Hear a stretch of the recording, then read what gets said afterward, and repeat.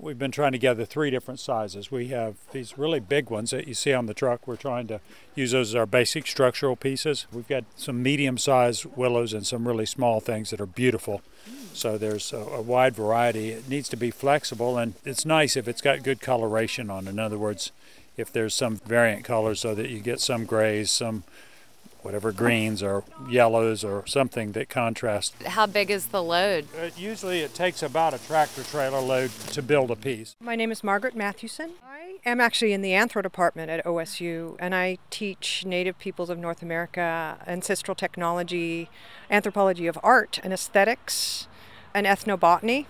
This is right up my alley. I've been working with willow for over 30 years. I have a willow farm and retreat center, ancient art center, and we run classes on all kinds of ancestral skills and arts: fiber, basketry, willow, hide tanning, flint knapping, fire making, wild foods and medicines. So how much of the project is envisioned already? We have to come up with some parameters for the work, what it should feel like, what it's supposed to do, and how it's supposed to fit this park. And then beyond that, there's a lot of ad-libbing. They'll bend a certain way, act a certain way.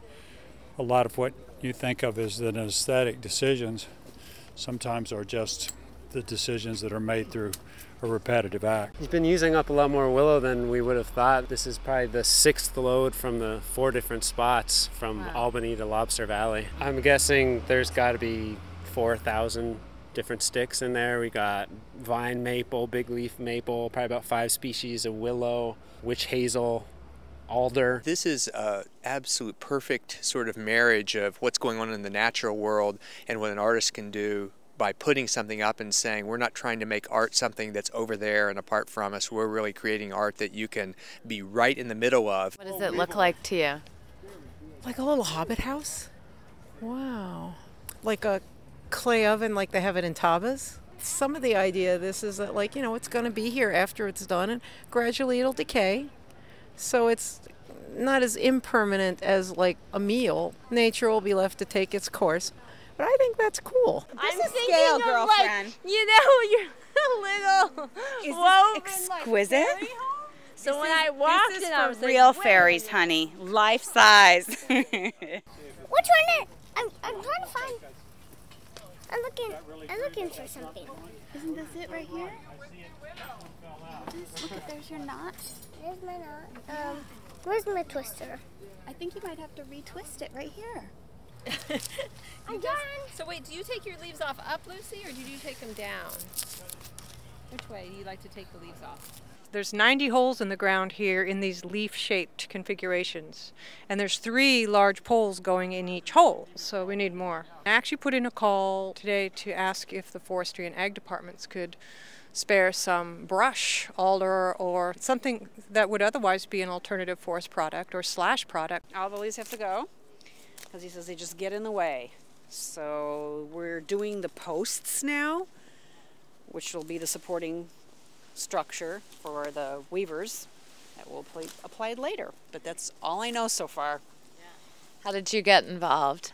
Actually, Facebook. Yeah, I was working yesterday and I didn't know who the artist was. Looks like a pathway or something, I don't know.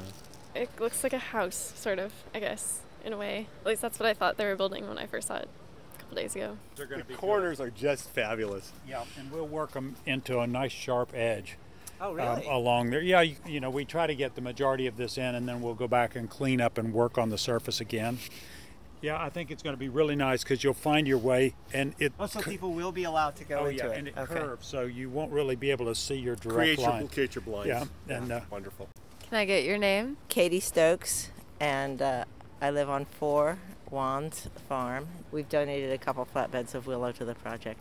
How does it feel to have your basket willow being used in a world-class art? I'm all for it.